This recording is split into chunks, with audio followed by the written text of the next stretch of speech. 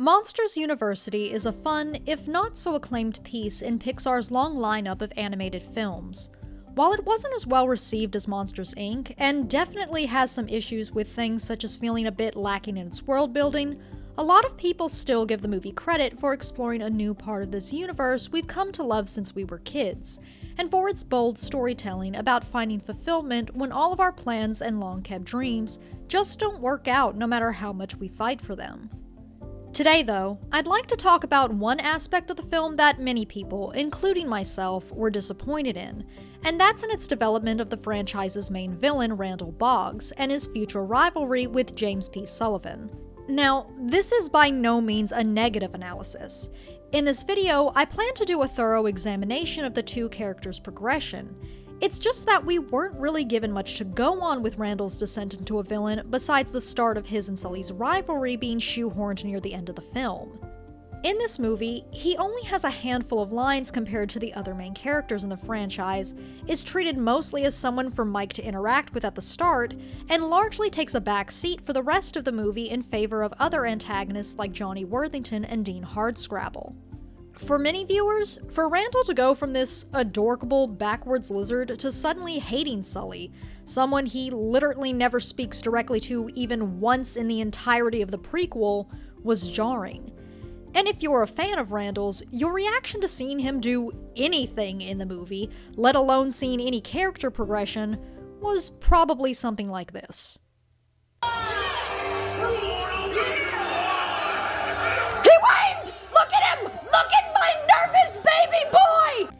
Yet despite this, is there still something that can be picked up from what little we do see of the character? And even if it could have been handled better, does his descent still work? Honestly, I kinda think it does. If we compare where Randall and Sully began at Monsters University to the people they become in Monsters, Inc., we see them take completely opposite journeys to one another. Both began their college days as somewhat nervous young adults, each dealing with a fear of social rejection as they take their first steps into the highly competitive scaring industry. However, whereas Sully began his journey with a level of arrogance only to eventually be humbled and seek the honest and constant improvement of his own talents, Randall began as a very good-natured but down-on-himself person only to become someone who uses, lashes out at, and belittles others. Let's cover Sully first, since his progression is the most obvious. Upon his introduction, Sully is far from what I'd call a villain. He's annoying, self-absorbed, and thinks he can do no wrong, but our initial feelings toward him come from the fact that Mike doesn't like him. He is the antithesis of everything Mike stands for, a lazy snob who doesn't have any real appreciation for the talent he was born with and the success it brings him. It isn't until Sully insults Mike to his face, encouraged by the members of the Roar Omega Roar fraternity, that he begins his temporary role as an active antagonist. Sully's goal at the start of the semester was to get into the good graces of the most popular monsters on campus. Unfortunately, those monsters are not good people. The Roars are elitists who look down on anyone they don't consider to be on their level, and who will put down anyone who challenges that hierarchy. The more time Sully spends with the Roars, the more we see him take on this same mindset, especially as his grades begin to slip and his insecurities grow. For someone who doesn't consider Mike to be in the same league as himself, Mike sure takes up a lot of his headspace. Sully mocks him in the classroom, continues their rivalry in the gym, and talks about him behind his back. It all boils to a head during the final exams. When his position as a Roar is threatened, Sully's way of dealing with his insecurities is to openly bully Mike.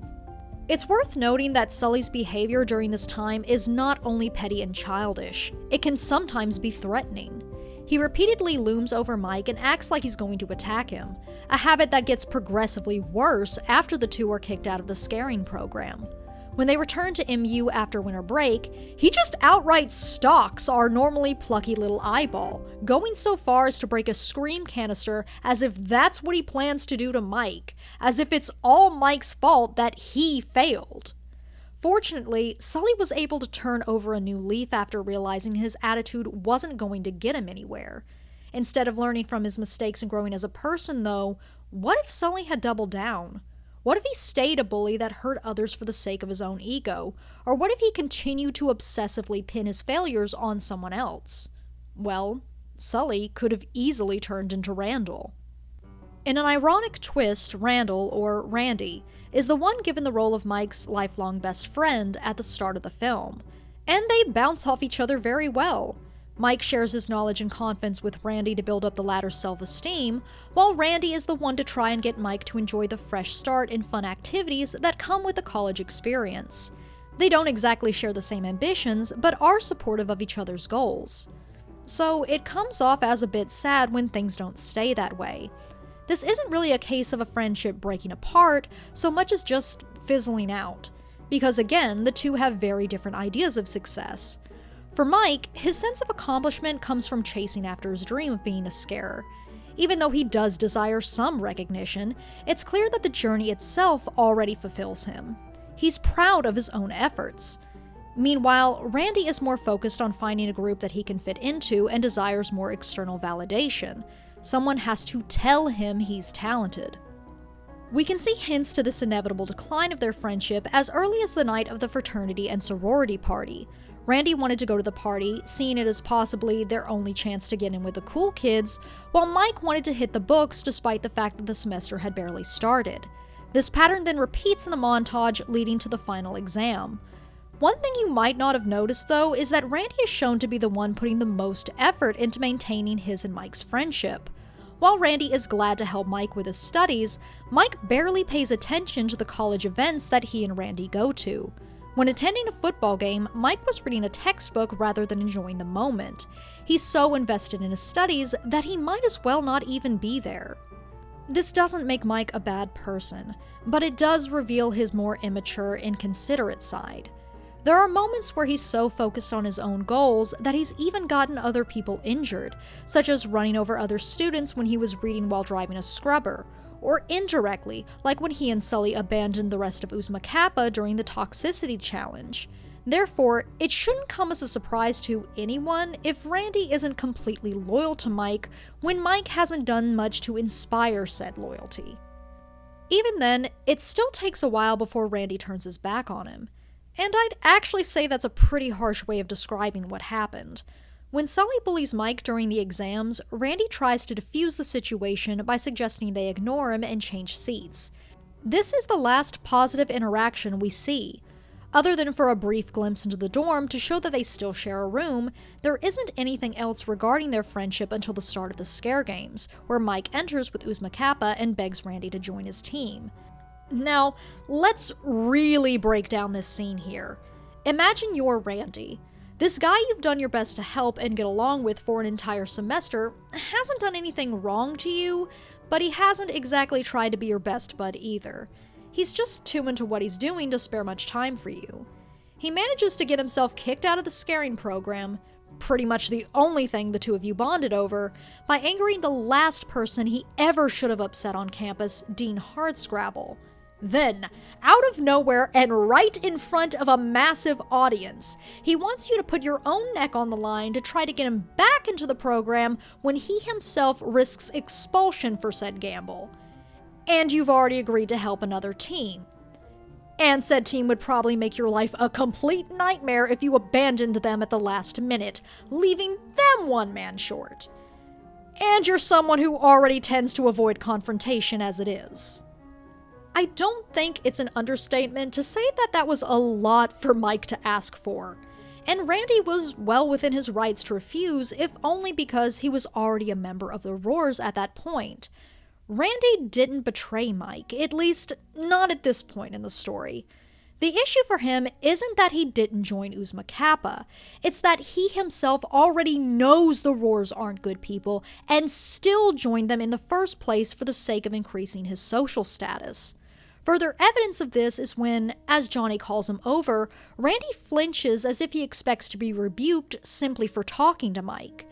Despite this, however, much like when Sully first joined the Roars, Randy gives in to their bad influence and snubs his former friend with, while unintended, a cowardly and uncalled for remark. The movie tackles the topic of peer pressure incredibly well. It doesn't give us any stereotypical scenes of bullies goading one person into a corner.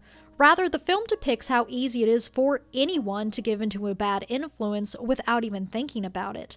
be it because of the heat of the moment or because they simply lack confidence. A bully doesn't have to exert their power over another person if that person already feels alone and powerless. It takes both a strong will and a conscious effort to avoid following the wrong crowd. And of course, having the right people beside you doesn't hurt either. Besides Sully already being more confident than Randall to begin with, he had one more advantage. Sully was able to make true friends who cared for him as a person rather than just as a scarer. Because he was forced to get along with Mike, they were able to challenge each other's bad ideas rather than feed each other's egos. Because they had to train a team of individuals with incredibly different talents, they were able to see the value of each person's unique degree of skill. They worked around their disadvantages through cooperation and out-of-the-box thinking. Where one member of Uzma Kappa faltered, another was there to pick up the slack, and they became a fraternity who would never leave a brother behind. Roar Omega Roar, however, does not think this way. Sully wasn't the only one shown to be partying non-stop during the first semester.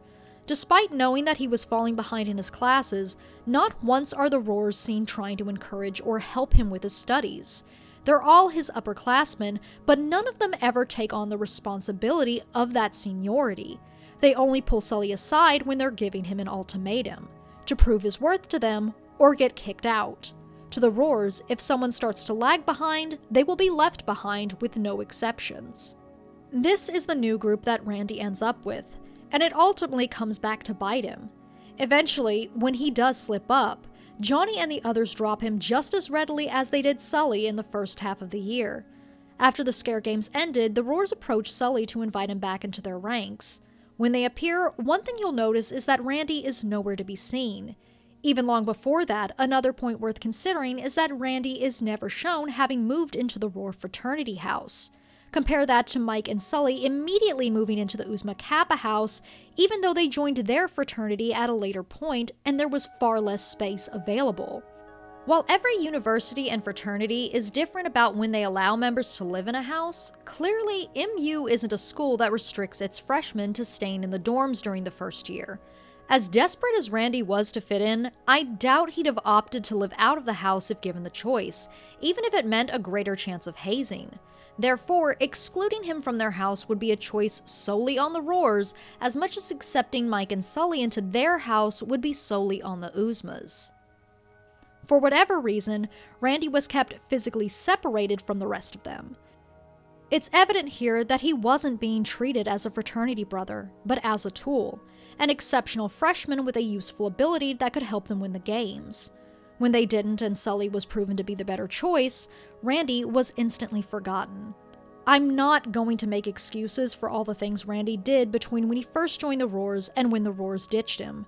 For one last point, however, I do find it interesting that he doesn't have a single line of dialogue between these two parts of the story.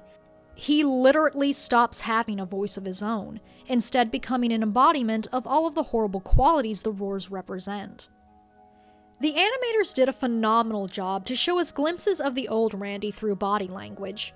He waves awkwardly at the crowd during the toxicity challenge, has flickers of shock and vulnerability when Uzma Kappa starts catching up in the rest of the scare games, and keeps a habit of drawing his hands close to his body when he's nervous or feeling sorry for himself. Still, I don't think it was an accident that we were introduced to Randall as Randy at the start of Monsters University. His past and present selves are as different as night and day, and throughout the film, we may as well be witnessing the slow death of a once sweet kid. Who knows? If there had been someone to snap Randall out of his delusions the way Mike and the brothers of Uzma Kappa were able to snap Sully out of his, maybe he would have turned out alright. But that's just not what happened. It's possible that Randall could have even doubled down on the blame and bitterness he already felt towards Sully once it was revealed that the latter had cheated in the final competition of the scare games. In the end, he became everything Sully almost did and worse, a person consumed by their own ego to the point that they were willing to step on anyone and do anything, no matter how nefarious, just to stay on top. This dynamic may not have been explored very well in the movie, but then again, Monsters University was never supposed to focus on Sully and Randall's rivalry.